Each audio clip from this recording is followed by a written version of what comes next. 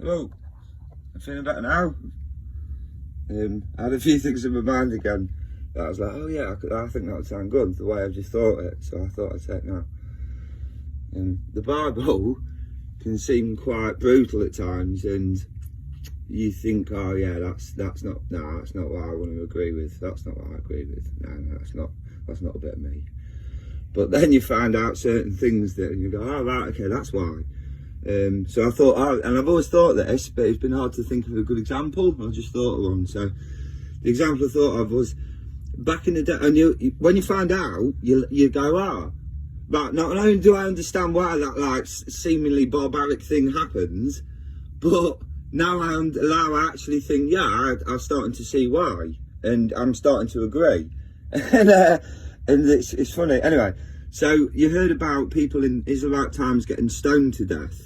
So they had rocks thrown at them until they died. Use your imagination, pretty grim and nasty and drawn out, long, barbaric, being bludgeoned.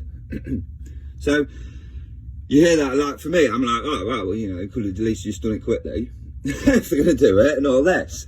So I don't know if you think the same. I always think, yeah, but then I found out the reason that happens is because the relatives of the victim, of the deceased victim, get to do it. And I mean, then I thought, well, yeah, they're not going to go rifle training, are they? They're not going to start practicing with slingshots. They're not going to start practicing a swing with a good sword. So I suppose, yeah, they would throw rocks at them, wouldn't they? It's probably the most familiar thing a normal person would do. No training required. So yeah, that's again black and white thinking. That's how I think.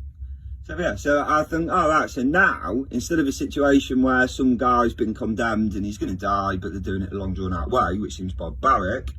Now you've got a situation where there's a family getting retribution, and they're getting retribution because they have deep emotional feelings about it. And the reason they have a deep emotional feelings about it is because they were made that way. And the reason they were made that way is because we were made in God's image. So no matter how deep and emotional the feelings they have about it, God feels stronger. Now, yeah, straight away, well, why doesn't he do something? Why doesn't he act? I'm really ashamed of this, what I'm about to tell you, but I believe this explains it. I used to be really impulsive, and before I was diagnosed, leading up to the point where I had to say, right, someone needs to look at me because something is not right. This is happening far too often, far too regularly. I was almost expecting it. After a while, I started looking for patterns, and I think it was every 6 weeks I'd kick off about something. I could feel it coming as well. Some days I'd go, right, I'm not going to work, I can't go to work, I just feel something's coming.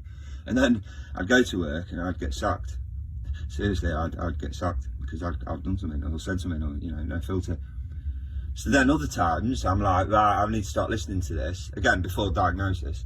I need to start listening to this, and then I would not go to work, and then I would get sacked because I didn't go to work.